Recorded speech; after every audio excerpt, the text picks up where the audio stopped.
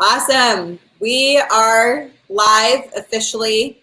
We've already got some people that have been standing by waiting for us to come on. We're going to kind of give it a few minutes before we dive into things, so give us a chance to have a few more people pop on. This has been a kind of an impromptu talk that we're going to be doing today, but highly anticipated. It's been all over Instagram and Facebook. So I'm really excited to welcome our Instagram family, our Facebook families from across Canada and the United States that I know are tuning in this afternoon to talk about a really, really important issue around human trafficking. As you know, you should know, especially if you're following Freedom, that today is World Day Against Human Trafficking. And so I'm excited that we're going to go into a bit of a deep dive inside human trafficking. You know, we're using the hashtag today to expose the exploiters. And if you are, I'm going to put it up at the bottom there. If you are doing out any live posting, make sure to use those hashtags, save the children, help free them, expose the exploiters. And today is the day. Post away, share, repost. We really, really need to expose and shed a major light on the issue of human trafficking. And I would probably say that this is the first time in a really, really long time that we are seeing the topic of human trafficking being amplified to the point that it is. So we're really encouraged to see that. And joining me today, I'm really, really grateful. We have Timea Nagy and also Shane Erickson, which we're going to try to not confuse Shae and Shane on this call. As you can see, we put us on the opposite ends so that at least we look a little bit different. You know, we're separated by Tamaya in the middle, which was, I thought, was kind of cute. That both of us have very similar names, so we'll try not to get that confused today. So I'm going to maybe just introduce us a little bit. Tamaya, I'll start with you, my dear. For those of you who know me, you would know Timea for sure. She has been a dear friend of mine going on 10 years. And honored to have her with us today. Timea is a human trafficking survivor, an author and speaker and social advocate. She is the founder and CEO of a social enterprise corporation called TIMEAS Cause, and that's committed to affecting change and shaping the future by creating second chances for victims of modern day slavery around the globe, eradicating modern day slavery one sector at a time. We're going to dive into what that means in a little bit with Timea. I want to share with you a little bit of her background and her bio. We're going to hear a bit of her story later, but Tamaya immigrated to Canada in 1998. That's when her nightmare unfolded in Toronto in the same year after arriving from Budapest in Hungary in the hopes of finding meaningful employment. As a daughter of a Hungarian policewoman, Timea was held hostage for 3 terrifying months at the hands of traffickers and was forced to work in the sex industry here in Toronto. I should say, I'm coming to you live from Toronto, Ontario. Shane is in Montana. Timea, where are you dialing in from right now? Toronto too? Yeah. I'm here. Sorry, something went wrong with my laptop. I went on mute, and now I hope I'm not on mute. Am I on mute? No, we can hear you. No, I can hear you. Perfect. Yeah, I can hear you. You're coming Toronto too, right? Toronto area? I'm just outside of Toronto, yes. So sorry, I'll keep going to just share a little bit about Timea. So after being rescued, Timea founded an organization 10 years later called Walk With Me, which is a nonprofit organization that assisted victims of human trafficking and law enforcement agencies all across Canada. And between 2009 and 2015, Walk With Me helped over 300 victims of human trafficking and over 500 human trafficking related cases that were all across Canada. Those of you that know her, she has got some of the most notable recognitions for her work to fight human trafficking, including the Queen Elizabeth Judy Medal, the Prime Minister of Canada, and also the Attorney General have recognized her as well, and that is just to name a few. If you've not picked up her book yet, I will do that plug for Timea because it's so well deserved. Her book, Out of the Shadows, was released last May, and it is a nation's bestseller book in less than a week's time. So you definitely want to pick it up. Tamaya, we're so grateful and thankful for you to give us your time today to join in with us. Thank you so much for having me. Thank you for getting through my whole long bio. I appreciate it. No, it's okay. I actually had to skip through some of it as you requested. Shane, it's a pleasure to meet you. This is my first time meeting Shane on our live, who is from DeliverFund, and that's a nonprofit organization, intelligence organization that's dedicated to combating human trafficking for decades, with decades of experience in their careers as CIA, NSA, special operations, and law enforcement. DeliverFund leverages cutting-edge technology into ultimate weapons against fighting human trafficking. Also, Shane has such an interesting background as well. I'm going to share with you a little more about his bio and background. At a young age, Shane's best friend was unfortunately kidnapped, sexually assaulted, and killed by a repeat sex offender who had just been released from prison. Ever since then, Shane made a commitment to focus his passion in public service, and he comes to us today with 11 years of law enforcement experience, with 6 in the position as a senior detective. Following his years of public service with law enforcement, Shane took a position with DeliverFund as a senior targeting analyst, where he has been instrumental in partnering with law enforcement around the US, assisting with dismantling human trafficking networks through open source intelligence and training. I am so excited to learn more about what a senior targeting analysis is, Shane. Thank you for joining us. I can't wait to dive into that. I'm sure there's a few people out there watching going, what is that? I am one of them. So I cannot wait to learn more about what it is that specific position does. And I know that this video is going to be shared, and so I just thought I would share a little bit about Freedom for those of you guys who don't know. Freedom is a registered nonprofit organization that's dedicated to raising awareness and funds to fight human trafficking in Canada and abroad. We focus on all efforts around preventative measures to fight human trafficking, which would include awareness, advocacy, education, strengthening government policies and legislation on human trafficking. And since 2010, Freedom has become one of the most established and authoritative voices on the issue of human trafficking in Canada, and has helped to fund the rescue efforts of hundreds of victims nationwide. We are also a stakeholder to the federal government, the provincial government of Ontario, and Toronto's municipality, and we've helped to amend the criminal code 3 times in Canada, and we also sit on the federal National Action Plan. We are a volunteer organization as well, so we are full-time passion and dedication run over here to pick up the good fight of human trafficking that's needed.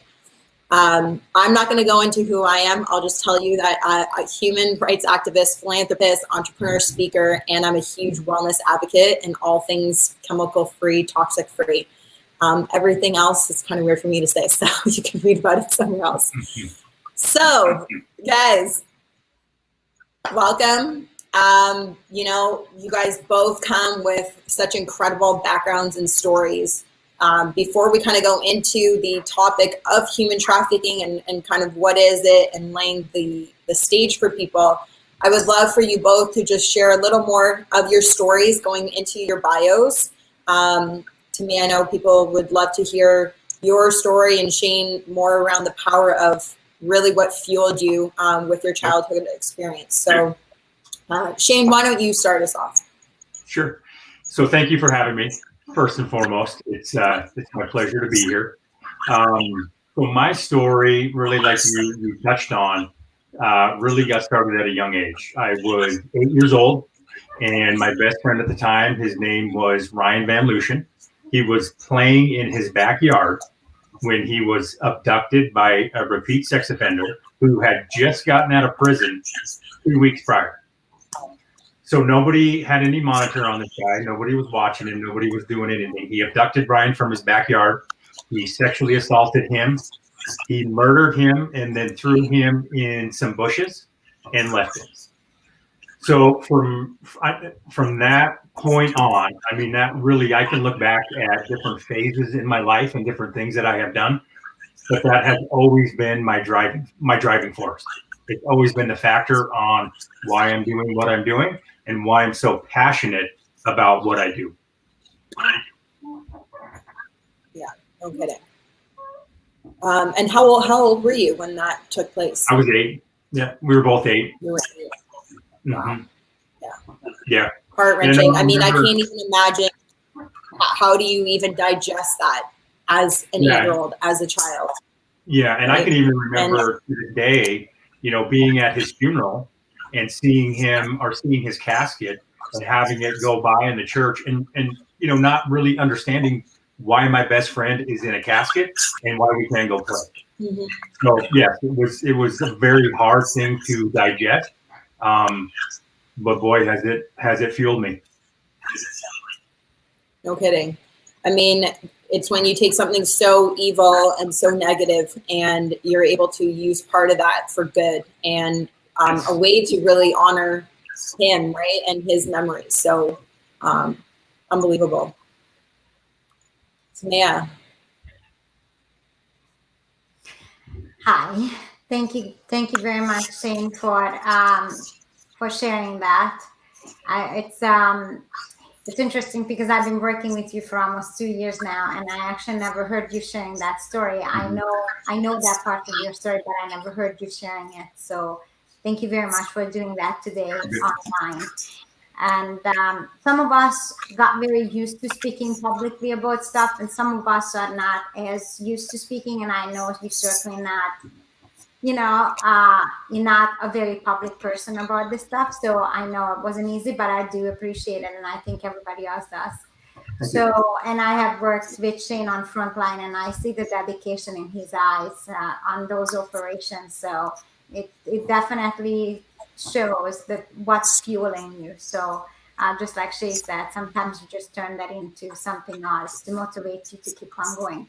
And I think that's what kind of happened to me too. And I don't know if it's the same way with you, Shane, but to me, it's like what happened to me. And by the time I realized what happened to me, and that I realized that I was a victim of a crime, I was angry for so long. So, you know, being taken advantage of at the age of 20 and luring me to a job that doesn't exist and take my food and won't let me sleep and make money on me, and all that you're doing with your eyes wide open and consciously doing this to another human being. To this day, I just don't understand how some people can just turn that off and do it.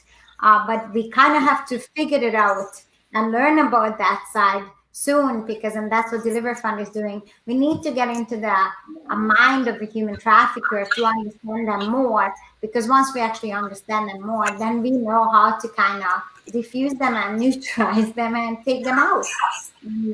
That's one of the reasons why I joined DeliverFund and this an amazing award-winning team. But back to my story, you know, yeah, I was trafficked from Hungary to Canada at the age of 21. What was worse about it, it wasn't, I mean, the whole thing is sad.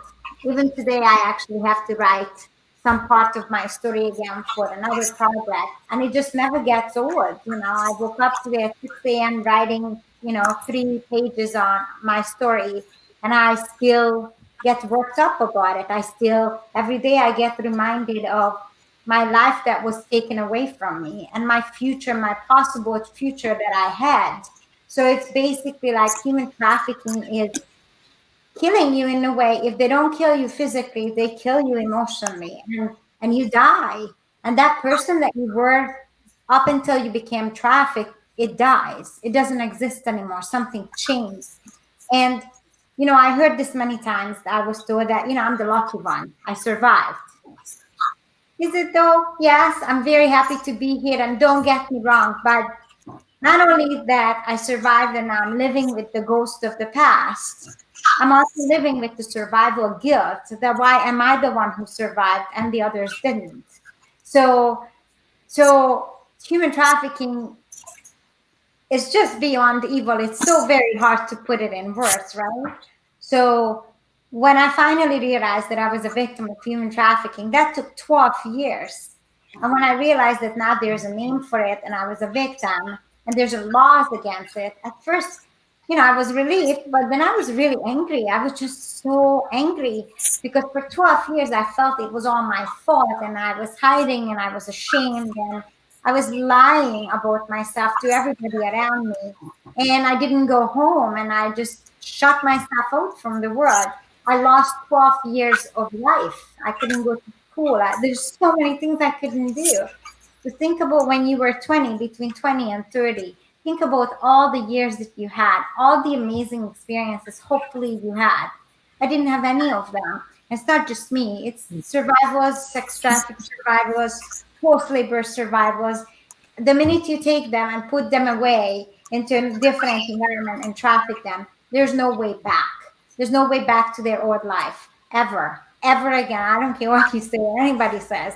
So those years are gone. You'll never get them back. It's almost like being kidnapped or put to sleep for years, and then you wake up and your parents are older. You missed out on having a family, and everybody moved on, and you're still there in the past with your ghost. So there's so many ways to explain my story. There's so many ways to explain what it does to human being.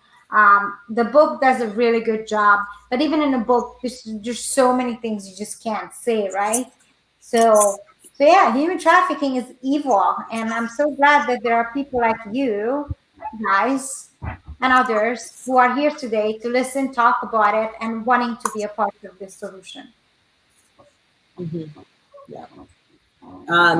Shane, I'll share a little bit of my story since I don't think you know, and then for those that are tuning in that might not have heard my story before, my journey started back in 2003. I was 18. I moved to the island of Oahu in Hawaii to start my university education. And in Waikiki, our dorm was in one of the hotels, and half operated as the hotel and the other half operated as the dorm.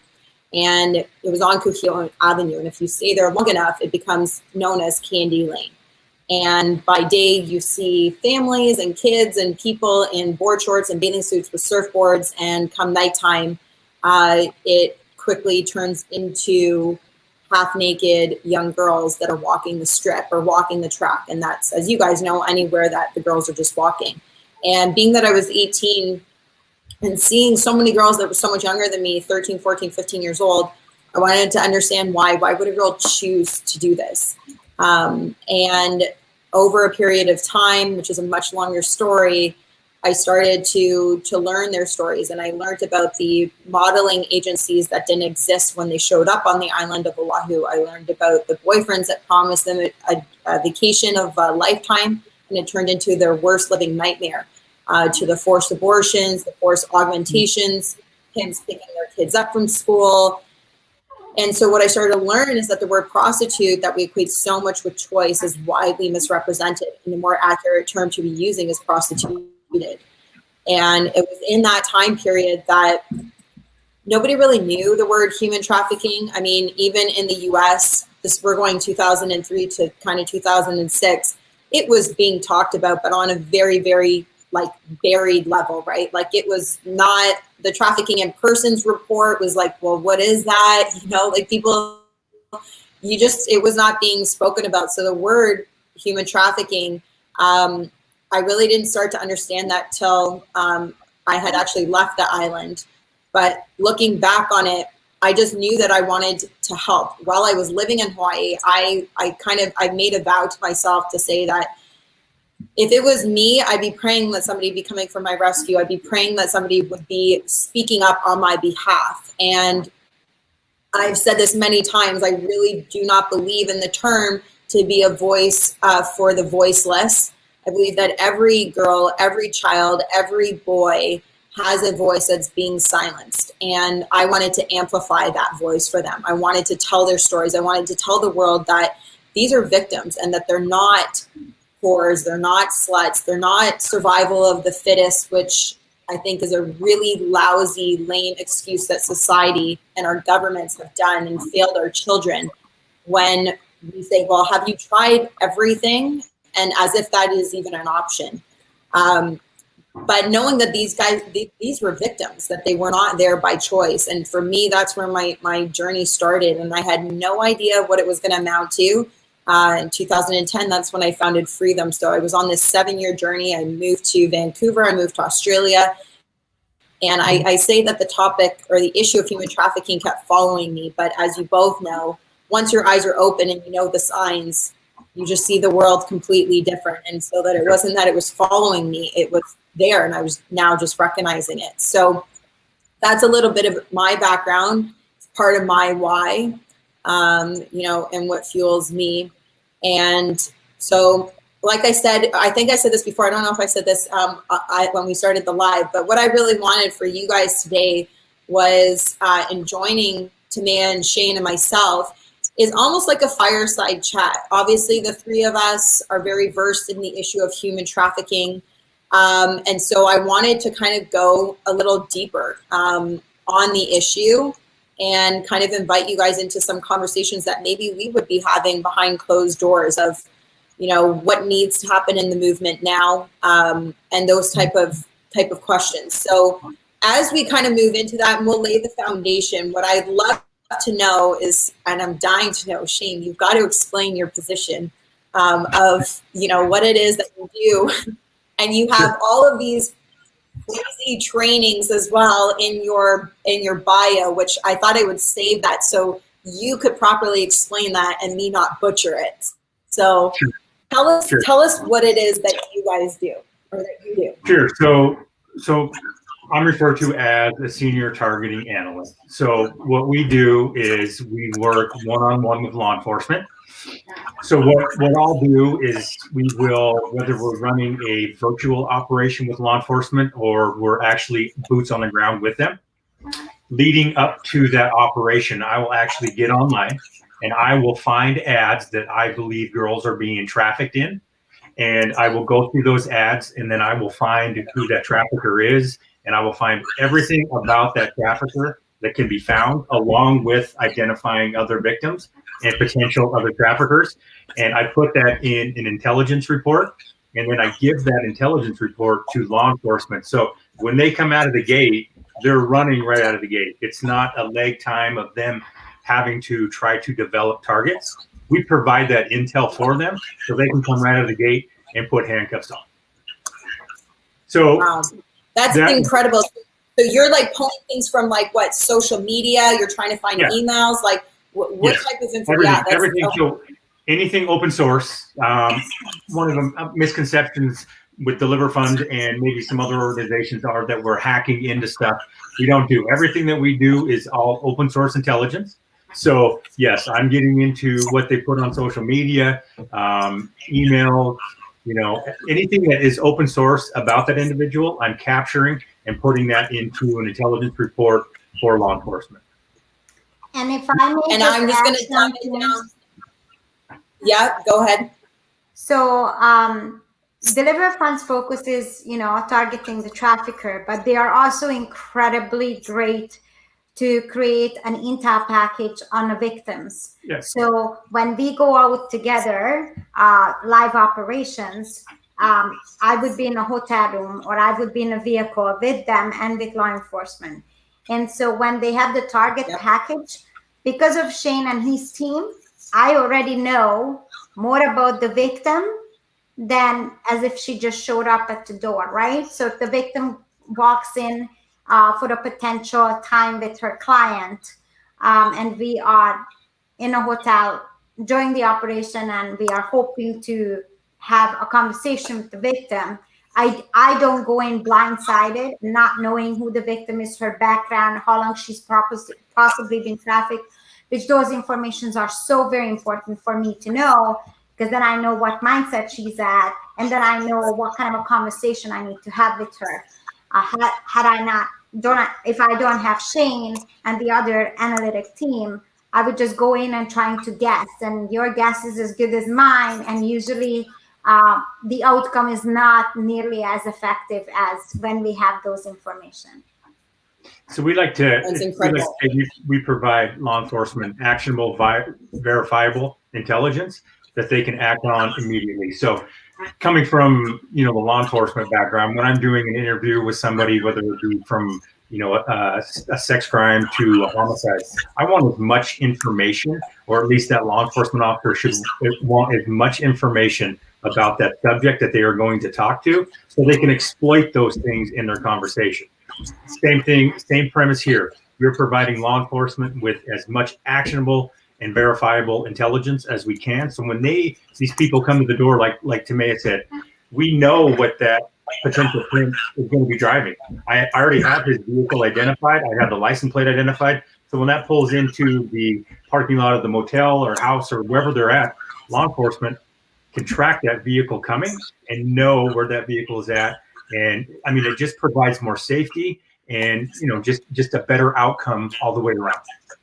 The other thing that is really helpful is when they have information from the social media, and I'm sitting with the victim, and I find out in my earpiece from their team is that the victim has a 2 years old waiting for her at a motel, right? Yeah.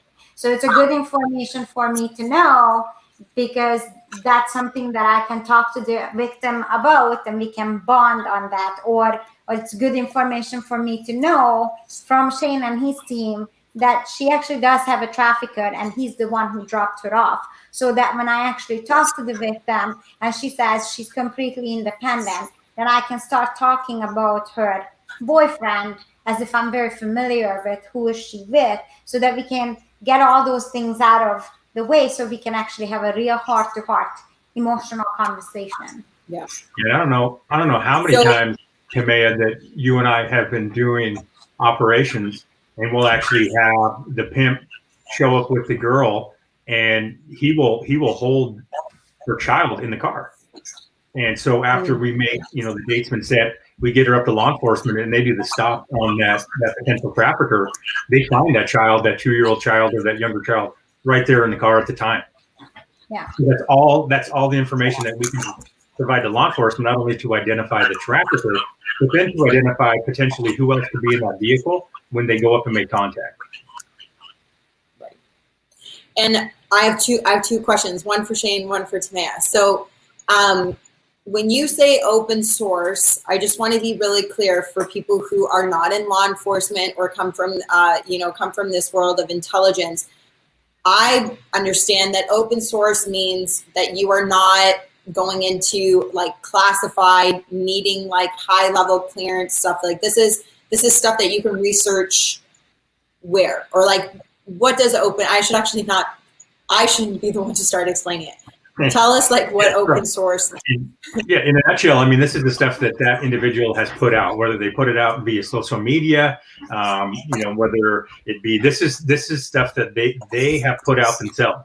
And that's why at DeliverFund, we have 100% conviction rate as of today, because that open source intelligence that we find, right, on that trafficker, this is all stuff that they have put out. So whether it's stories on Instagram, where they're showing them counting money, or Facebook, when they're showing them with their girls, when you combine that for years and years and years and can show a pattern with multiple different victims, and then you present that to the prosecuting attorney can then present that to, the defense counsel. There's no fruit to the poisonous tree, right? And search warrant stuff, because this is all stuff that their client has put out that we have gathered. So it's anything basically that they are putting out in social media form, email addresses, those type of things that we can go out and openly gather. We're not doing subpoenas, we're not doing search warrants, we're not hacking into anything. This is all the stuff that they put out. So it's very powerful, very powerful. Yeah.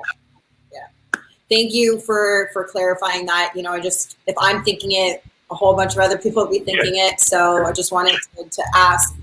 And Tamaya, I was going to get into this a little bit later, but you already touched on it slightly in terms of what DeliverFund is doing by packaging this information so that you're equipped going into these situations to understand the mindset of the victim that you could be coming into contact with on the other end. And, you know, it's a question that you and I get all the time, Shane, I'm sure you do as well, is, you know, why doesn't the girl just leave? Why does she not just leave? And mindset plays a big part of that, along with the control. But there isn't a better person to speak to that than yourself on the even different stages of mindset. You know, like you alluded to, you know, understanding the mindset of that victim when you're going in on the other side, and the work that DeliverFund is doing is so powerful for you to already have that insight. Can you elaborate a bit on that? Yeah, thank you so much for that question, Shae. So as you already know, 95% of the reason why victims don't leave is because of mindset. But what does that mean? It's the shame and guilt of leaving the family, leaving the situation behind when you knew deep inside that this may have not been the best choice of your life, right? When your instinct was telling you also that there might be some, you know, it might be questionable. However, you're so desperate in the time when you get approached by the trafficker, you're so vulnerable for whatever reason. You have such a tunnel vision that you just want to leave whatever you're in right now. In your heart, you just want to believe that wherever you're going, it has to be better what you're trying to run away from.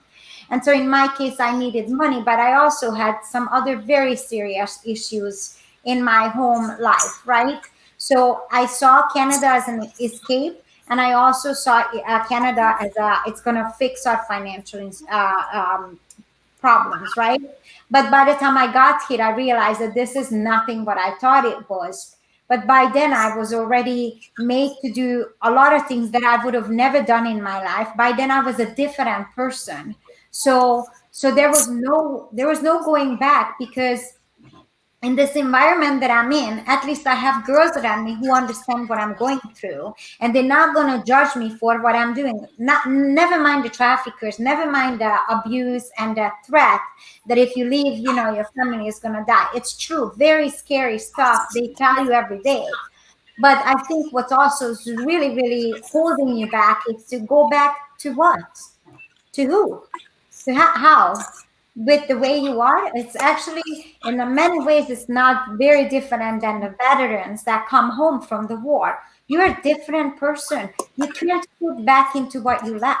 You can't just go back to school. You can't just pick it up where you left it from. You've seen too much. Too much happened to you. So therefore, this is your new life, whether you want it or not. To a level of extent, it's actually easier. And I know a lot of people don't want to believe it or hear this, but it's easier for me to stay here where everybody already does what I do. Yes, I have to pay some money, whatever, but my family is not going to be hurt. So on. It's easier to stay here, even though, but it comes in waves, right? There is the I can't believe this is happening to me, and there is the stage where I'm going to accept that this is my fate. But it comes to a point, because we're human beings, that there's only so much you can take. But it's different for everybody, right? So if I walk in, I have about less than 30 seconds to figure it out where she's at. And the only way to know that, if I know how long she's been in it, I need to know the timeline, right? If I don't have the timeline, it's going to take me a lot longer to figure out where she's at. Because when I know how long she's been there, then I understand the stages, and I could guess what stage she's at. And sometimes there is a stage where there is absolutely no way in hell that she's going to listen to me. I know where she's at. So there's there's no point. There's always a point. But then when I know that there's absolutely not a chance she can hear me right now, then I act differently, right? I just go into the planting the seed mode. But if there is a chance that they are at the first two stages, first is like, oh my gosh, I'm so scared, I can't believe I'm here, or I'm just going to accept my fate, but I wish I could get out of here. If I find them in that stage, there is a chance, and that's when Shane knows this. That's when we don't leave the scene. I will stay for hours and hours and hours. In one scene, I was in for 9 hours, and I would not let her go, because I knew that all she needs is just more help and emotional support. And Shane and the team, I don't know if you were there, Shane, for this one, but they were outside for 9 hours. And finally she came forward and she said, "You're right, I don't want to be here." She had a child who was actually abducted the night we rescued her. So that's what I mean by mindset.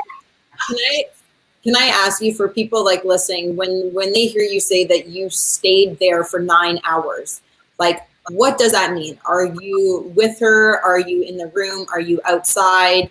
Like, so share with people. Okay, I can't share a picture, but it means is that I go into the scene, whether it's a motel or a hotel or the out call place. It could be an apartment. In this specific case, we started in a massage parlor. That was an apartment outside. It was in Texas. And I knew in my heart that she was the one out of 6 girls who had the most vulnerable situation. So I focused in on her. I knew I'm not going to get anything from the other girls. I knew she was the most vulnerable at the most vulnerable stage. And I knew that she needed help. I could see it on her face. I didn't know what she was hiding or what was so, but anyways, so when we started the conversation, all the other girls were taken off the scene and taken to different areas. But we were just keep on going with her. And so we were staying in that location, I think, until 3 a.m. And I walked in on that scene with the police at, I want to say 6 p.m. It was still light outside. We left that location at 3 a.m. when she said she still wasn't fully cooperative, meaning she still didn't fully admit that she needed help, but she allowed us to take her home. So then we went home, and that's when we found out that her son was kidnapped. And then I stayed with her in the apartment. We didn't have any grounds to take her or rescue her or anything. It was just about having conversation and talk to her. And so we stayed over there for another 2 hours in her apartment, which is when she finally came forward. She didn't want me to leave. She didn't want me to leave, but she didn't want to talk to me. She just listened. She just kept asking me to keep talking to her. So I kept telling her about my story, how I felt. So, and 9 hours later, she finally said, "You're right. You are right about everything. They hold my son against me, and that's why I'm here. And I did not come here to prostitute myself. I didn't know anything about it." And so that's what it means. So sometimes it's in a hotel room, sometimes it's in their house, sometimes it's in jail when it's in the States. They have different laws. So sometimes on an operation, they arrest the girls. Unfortunately, I know that's not how we do it here. But then the girl is removed, the victim is removed from the scene, is sent to a processing room. And then if she doesn't want to say anything or she doesn't cry out for help, she goes to jail. So I wait about 6-7 hours until she's processed, and then she's in jail. And then DeliverFund and law enforcement escorts me into jail. And then I spend hours and hours and hours with them in jail. And it's just about providing emotional support, let them know that they are not alone, and let them know that it's still not too late to ask for help. And this girl in particular, this was in the United States, or was this in Canada? It was in the United States. But when you read my bio and we talked about over 300 victims, that's very similar stories. Yeah, I think enough. Sorry. No, go ahead. With what Timea was talking about, because I mean, we have all seen it firsthand when we bring these girls and they make these dates in law enforcement. To have a person that can relate to them one-on-one with what they're going through, what they have been going through, what they've seen. It's I mean, something that it's another tool that every law enforcement agency in the country and in Canada should have. Absolutely. Because they can share those same situations, those same scenarios that Timea was involved in, that this girl has been involved in, and they relate in a way that personally I can't, and most law enforcement can't as well. But again, without the work that you guys do, I would never be able to do the work that I do. So it's just an incredible partnership all around. Yep, very much so. Yeah, and it's why we need DeliverFund.ca. We need a Canadian version for you guys to come here, right? It's so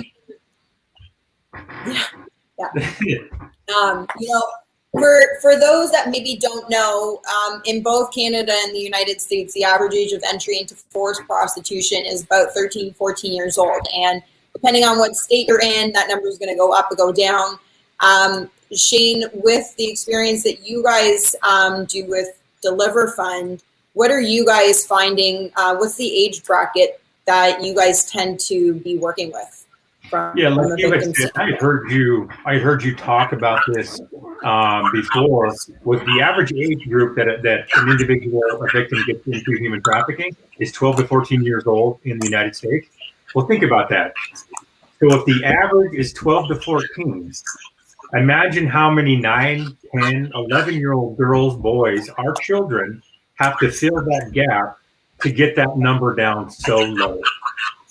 And I think that is lost on a lot of people, is just, our vulnerable youth is who they're targeting here. They're easy to exploit. They're easy to go after. They're always on social media.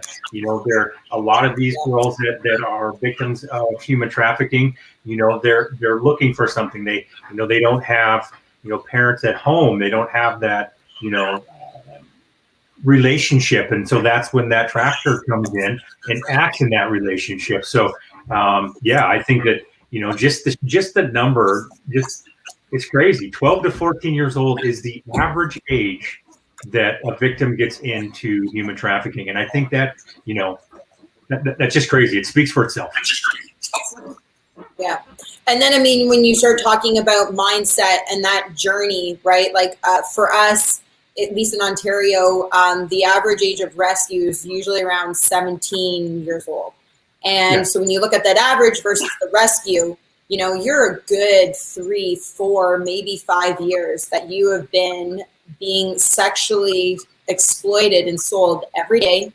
I say about 15, 20 times a day, and that the body is being rented out and raped over and over again, right? And what that does to you times 365, times 5 or times 4, or just even 3 months, 1 day is too long, period, full stop, right? And the amount of trauma that then is set out, and,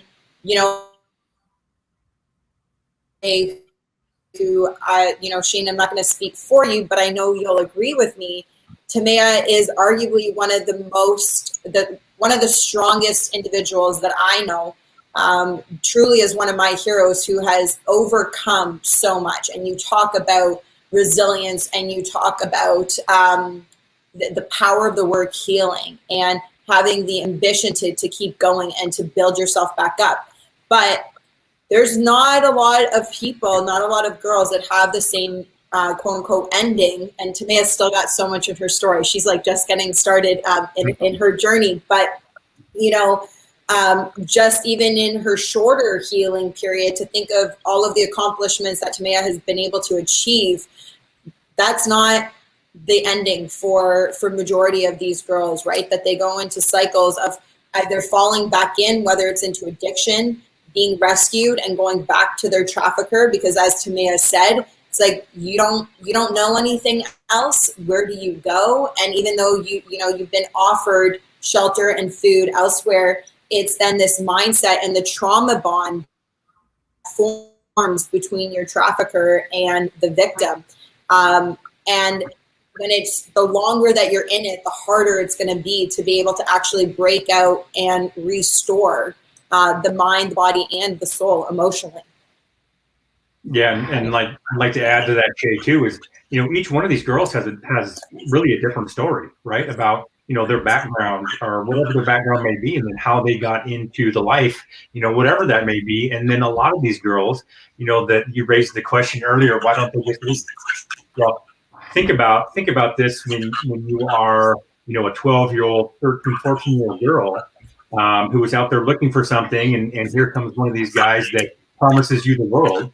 and gives you all these things. And then before you know it, what they like to call seasoning, and Tamaya can speak on this as well, they're now holding them hostage in a motel room, a house, raping them however many times a day, not feeding them, sleep deprived, pumping them full of narcotics. And this goes on for who knows how long before then they feel comfortable that they can put them out to see other Johns. So, I mean, the trauma bond that develops with that individual and her trafficker is tremendous. Yeah. I mean, you think we all know somebody who has been a victim of rape, and that one time is a journey that sets them up for the rest of their life around healing and trauma and triggers, right? Timea can speak to that as well. All kinds of different triggers that's going to happen, and not necessarily even around specific abuse at the time, like smells. Timea, we'll talk about that too. Like having the smell of the hotel room can be a trigger, right? And then that sets that victim back, reliving things and circumstances all over again. And so when you think of, one time, and yet the damage that is done for the rest of your life. And then again, going into 15, 20 times a day, times 365, times 3, times 4, whatever it is. Shane, Tamaya, Shane mentioned the seasoning. Do you want to maybe explain for people what that means? Yeah, sure. So I think what he was referring to, Tommy, Shane, if that's what you were referring to, the breaking the spirit part. Yeah. Where once the traffickers have the girls, they go through all kinds of techniques and tactics to break her spirit. So when Shane said, so that he's comfortable putting her out there, meaning that the invisible chain has been established, and now she is so programmed that even if he leaves her on one side of the town to go and drop off his girls on the other side, she will be waiting for him and she will not leave. We had a case in Durham region where she was in a motel and the trafficker was in Niagara Falls. And for those of you who's not from here, that's a good, what would you say, Shay, 2 hours drive from our spot? Yeah, that's right. So about 2 hours drive. And the trafficker have not came to see her for 12 hours. But when we looked at her phone was, the text messages were like this, and the detectives at the time didn't understand. So it was, can I go to the bathroom? Can I light a smoke?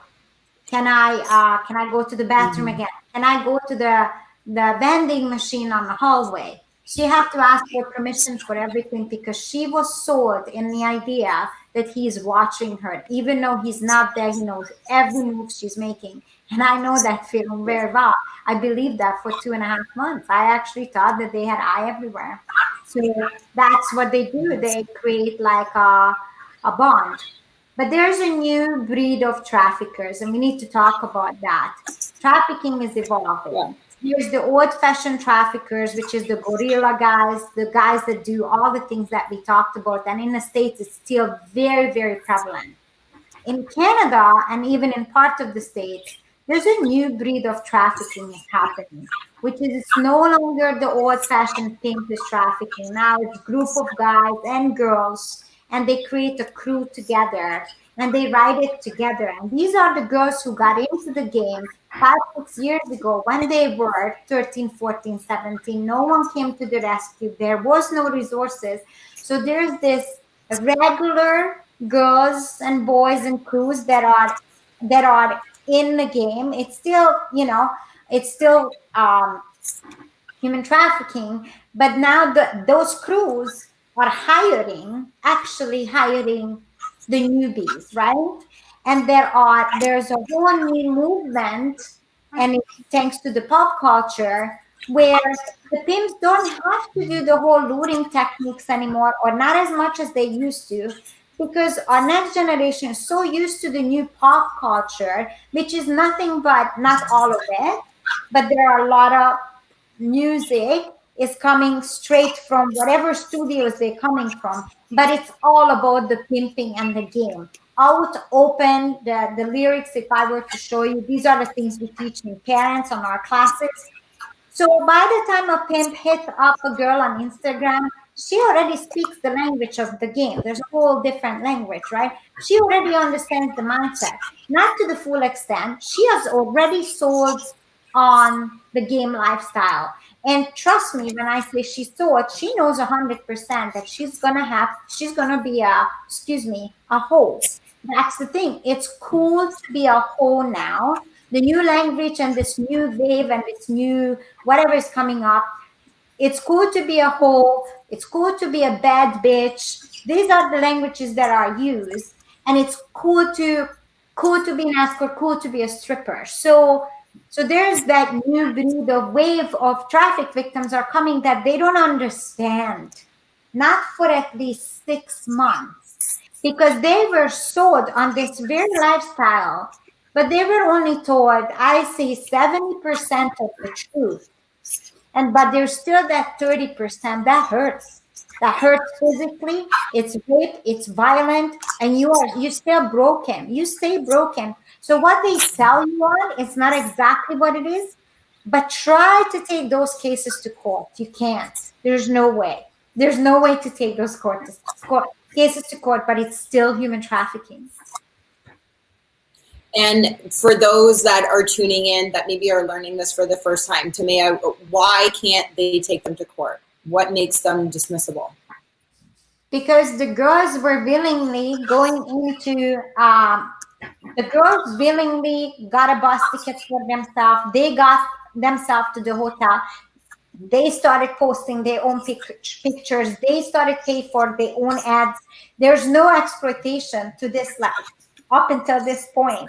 Exploitation will start later. And yes, you can prove that part in court, but no jury or no judge will actually rule in your favor in prosecution, because they already have hard time with getting these cases to court, even with the victims that did not sign up for the game lifestyle. Imagine how hard it would be to prove that it ended up being. So the mindset is, well, you asked for it. This is what you wanted. You understood that you're gonna be an escort. Next time, just choose your boyfriends better. That's usually, that would be the outcome of those court cases. Right. So I want to just throw in. Sorry, go ahead, Shane. Sorry about that. I think, and I think that's why it's very important and paramount, because Tamaya just nailed it, that's why law enforcement needs to be educated, right? Because yes, you may not be able to get a human trafficking charge on that individual, but we may be able to get some other white collar crimes, or we may be able to charge them with, distribution of drugs or weapons, because they all converge. 90% of the time, if they're running girls, they're running drugs, they're running weapons, they're involved in some other, white collar crime. So just because you can't specifically get a human trafficking charge doesn't mean that you can't put those individuals away and rescue those girls out. And that's the evolution, if you will, that DeliverFund takes. Is obviously we provide the intel and everything. So we feel that without traffickers, there will not be trafficking.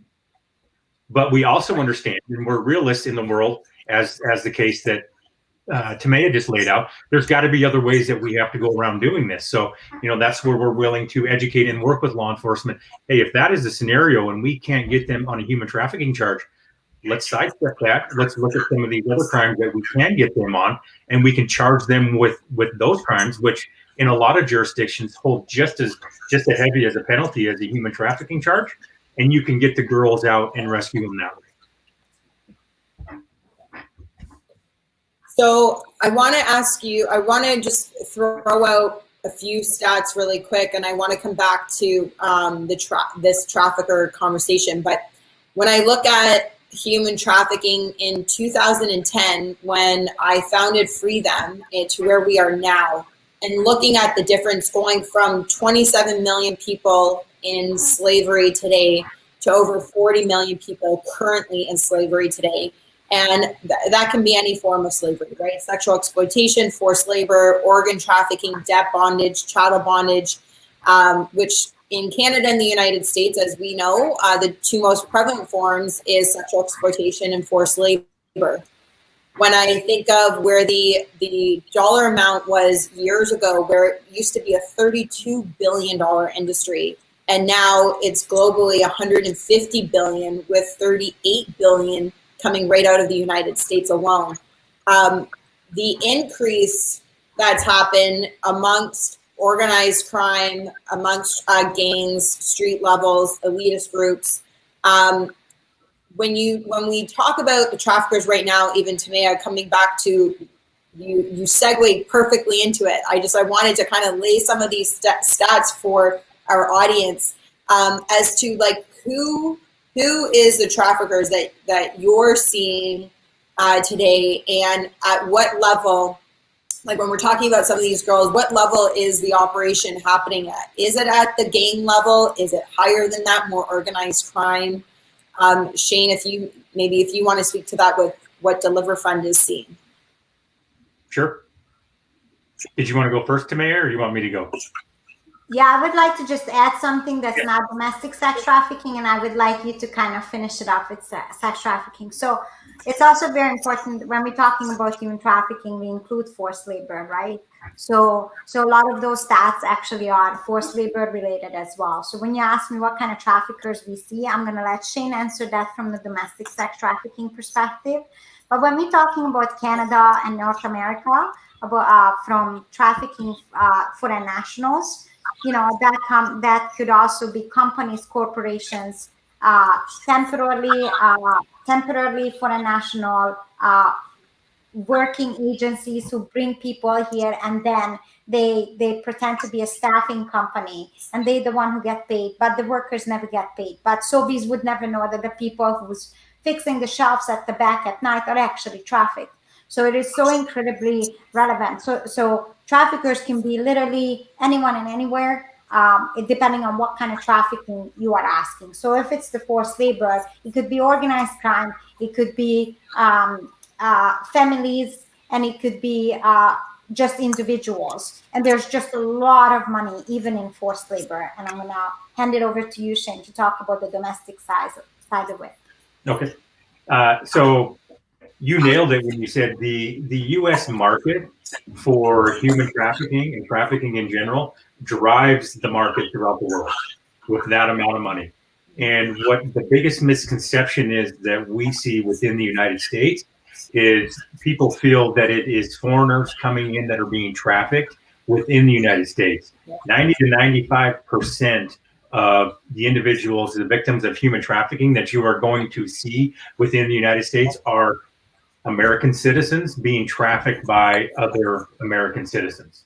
So it's our own people trafficking our sons, daughters, nieces, nephews, and we're seeing it from every level you can imagine. All the ones that you have just named, we have worked every one of those cases. So there is not one size fits all that I can say this is what we're looking for, or this is what we're looking for. When we get a case and we get a lead, we go after that, and it could meld into a street crimes or street gang.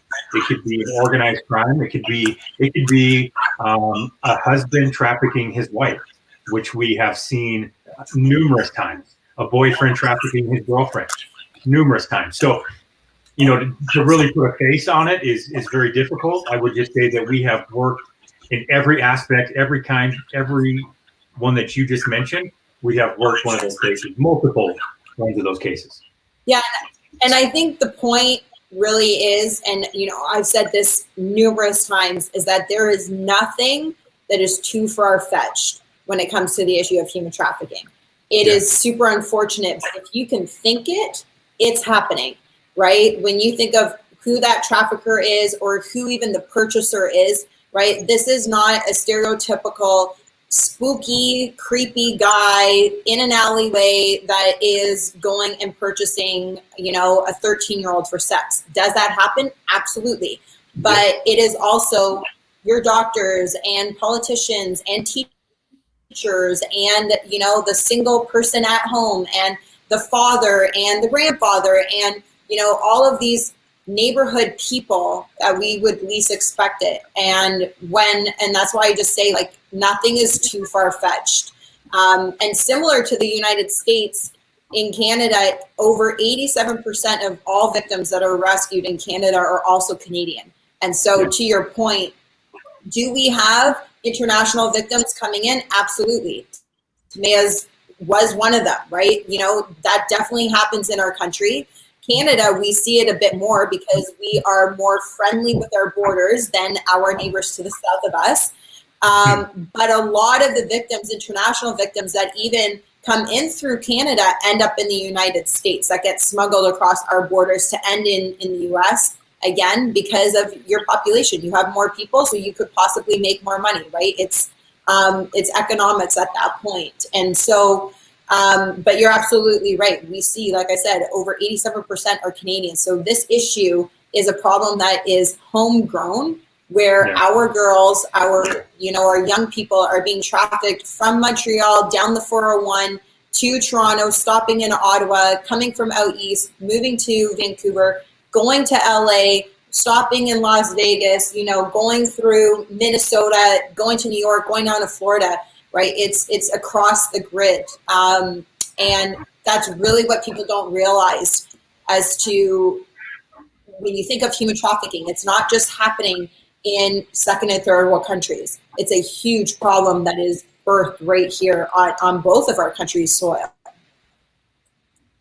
Yeah, I think that is the biggest misconception that I have found when talking to people about human trafficking, because it in a sense, it's a lot like, not a lot like, but domestic violence. If you're not involved or in a household with domestic violence, then basically it's out of sight, out of mind, right? So when they hear about human trafficking, they're relying on what they've seen from the movies, what's been put out there, and not realizing that, hey, this is happening in my neighborhood, in my city, and within my community. And it happens within every city, every community throughout the United States. I don't care how big it is, how small it is. If there's people there, there's human trafficking going on in some form, whether they're migratory and moving through, or they're there all the time. But it affects every community throughout the United States. And I would just say that throughout my last 12 years of frontline career, just want to name you some professions where these people came from. Traffickers. I had teachers, real estate agents, social workers who were traffickers. We found an 84-year-old man trafficking underage girls in San Francisco Bay. Actually a bank institution found that.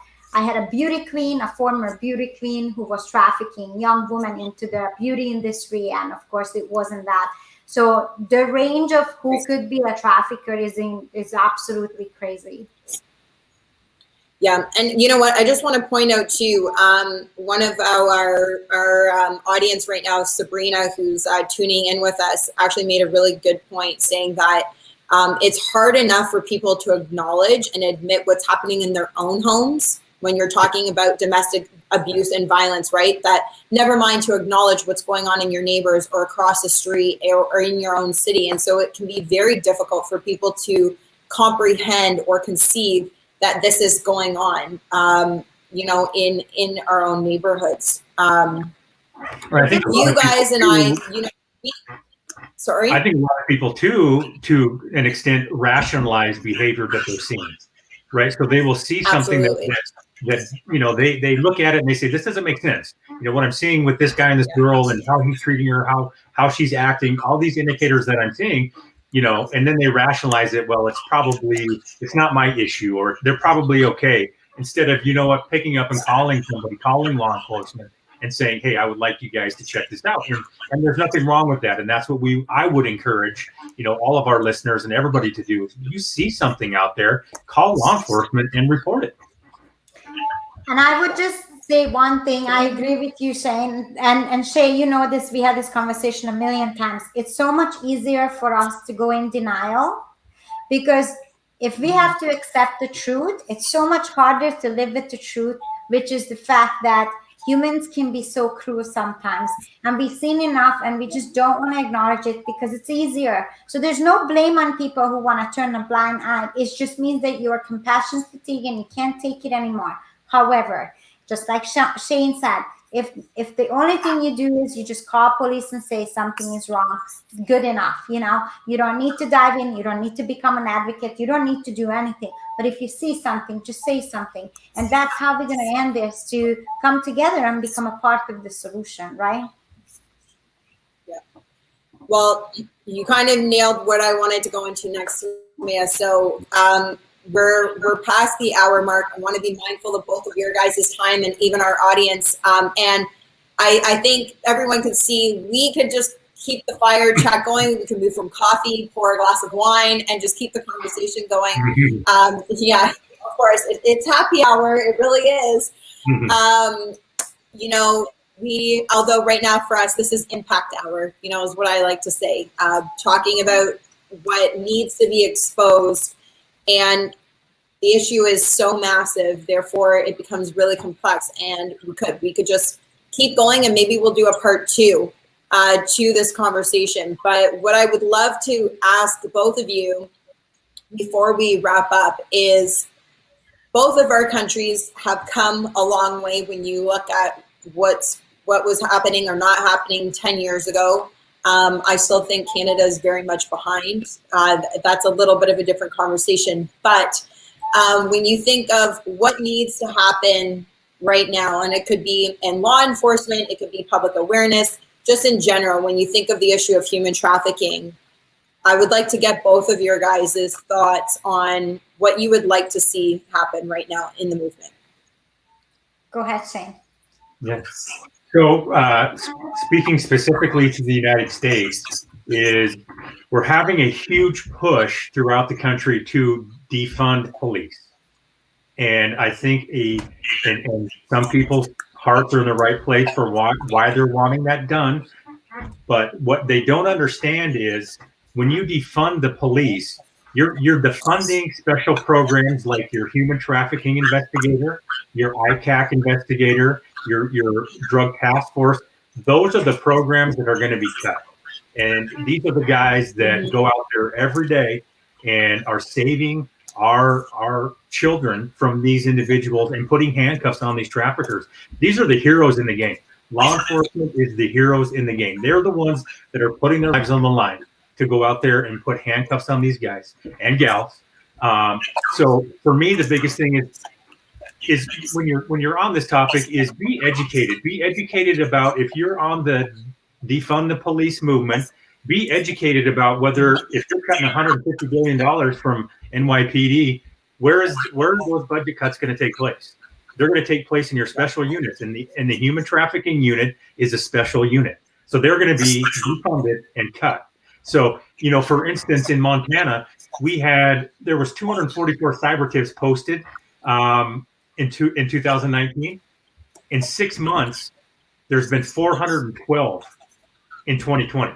So we've already doubled that number, and that comes from the Attorney General and Department of Justice of Montana. In 6 months, we've doubled the number of reports of child trafficking and child exploitation in Montana. So it's not slowing down. They're cutting funding, and this problem is only growing and getting worse. So, as a former law enforcement officer, I'm a little biased, I guess, if you will, towards that. But I think, that's where a lot of this needs to be. We don't need to defund the police. We need to refund the police. We need to up their budget and get these guys the training and the expertise that they need to go out and do their job.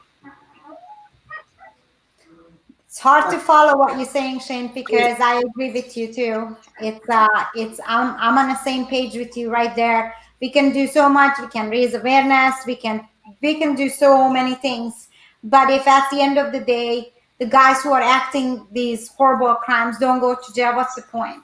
Yeah. So, and if that's the route we are going, it looks that way, then maybe we need to focus on the next generation that's still untouched, and trying to focus on them and trying to create prevention enough so that they don't fall for it. But then you're up against social media versus parents, and who's going to win. So So I'm not saying we are completely hopeless. I'm just saying that you're right. If we are going backwards and defunding the police, which all the noise started in Canada too, because Shane, America sneezed and then, or America coughs and then Canada has to sneeze. Yes. So that's just how it works. It trickles down here too. And it's already happening here too. And you're right. The first unit's going to go is human trafficking units and all the other stuff. So it's not looking good right now, to be honest. And we just need people, we need the silent majority, I like to say, to step up and say, enough is enough. We know that there are bad apples within law enforcement, like there is within any profession, and we need to get rid of those guys. But 99% of law enforcement officers leave their family to protect you and I every day and ask nothing for it. They ask nothing for it. And these are the guys that we need to not only give them more money, so they are recruiting the best officers, they're getting paid better, and they have better training to do a better job. If you defund these officers, you are actually doing the exact opposite of what you want to do, because now they're not going to be able to pay individuals basically anything. So who's going to take that job? It's going to be the individuals that you didn't want in there in the first place are going to be the ones they hire just to fill that position.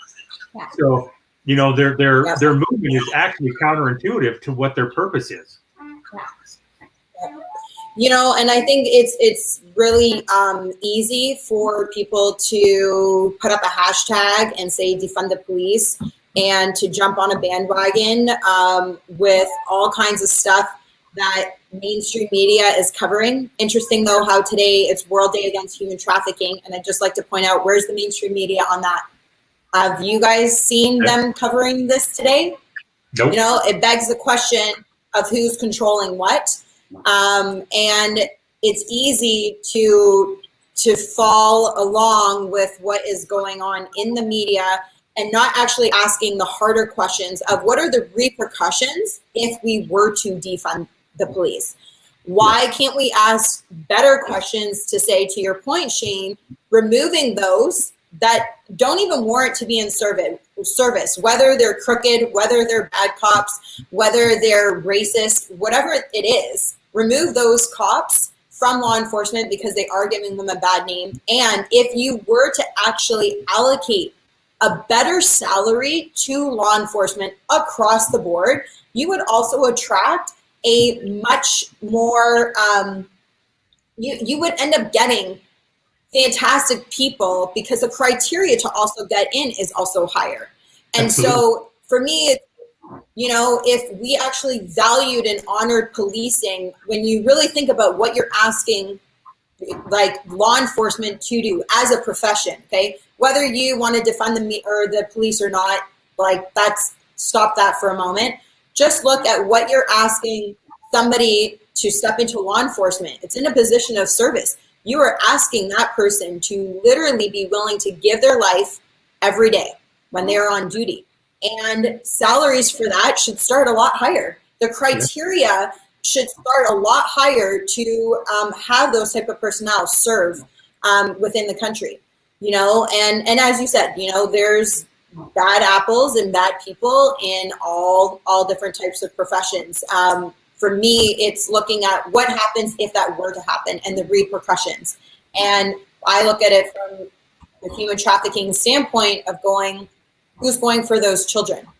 Who's rescuing those kids? Who is going after those that are being raped 15, 20 times a day, that are 13, 10, 11, 8, 14? So I agree with you both. One of the things that I really know that we're still lacking, and in Canada, it has been an upward hill battle for going on 10 years, is to have the Ministry of Education actually teaching on human trafficking in our curriculum at a child appropriate way, in a child appropriate level, but educating on what is human trafficking, where does it happen, how could you get lured, how could you get recruited, the signs to look for. If you have a smartphone and you have access to Snapchat, Facebook, Instagram, what to look for, what to do, not to do, like all of these things need to be taught in school. No different than your ABCs, no different than learning 3-letter words to 5-letter words to whatever letter words, you know, like there's a progression of learning that takes place that by the time you graduate 8th grade, by the time, you know, you go off to university, you're equipped. You know language, you know math, right? You know economy, you learn, and knowledge is powerful. And right now, it has been the most frustrating thing in Canada, specifically, I'll speak to the province of Ontario, where it's just like no politician wants to be the one to actually really put it in curriculum. We finally now have few little sentences, but it's buried, and the way that I would want to implement it is definitely not what they're doing, you know? And Timea can't be everywhere at every time. I can't be everywhere at every time. Shane, you can't be everywhere either. And nor is that our role, right? Like, it should be in the education system. This is a real issue that is happening. And teachers needing to be able to identify a victim of human trafficking sitting in their classroom, right? Like, no different than by law in Canada, in the United States, as a teacher, if you suspect that a child is being abused, you have a duty to report it. Well, they know the signs to look for. Why aren't we doing that with human trafficking? You know, at least we're not here in Ontario. I don't know if, you know, certain parts of the States for you guys, they're doing that, but they're certainly not doing that here. Yeah, and I agree with you. I agree with you 100%. I think that, you know, people need to realize too that if you want to make a change as a person, politics is local, right? Your politics is local. So whether it be your city manager, your mayor, you know, your chief of police report to your mayor and city manager, talk to them about what you're seeing in your community and about getting things changed within your community to make human trafficking more of a topic or more of an awareness, because that's what those elected officials are in place for, is they were elected by us for us to represent us. And if we are talking with them and telling them what we feel and how we feel, then they are better equipped to go on and make those kind of things happen. Yeah. Tamaya, do you have any last wants or thoughts? I know you agreed with Shane, but is there anything that you would love to see happen in the movement right now? Honestly, I just, I'm going to go with the float and see where we go. I'm actually just trying to figure it out. What would be the next logical way to take the movement? You and I are going to have a lot of conversations, and we already had a lot of conversations about it.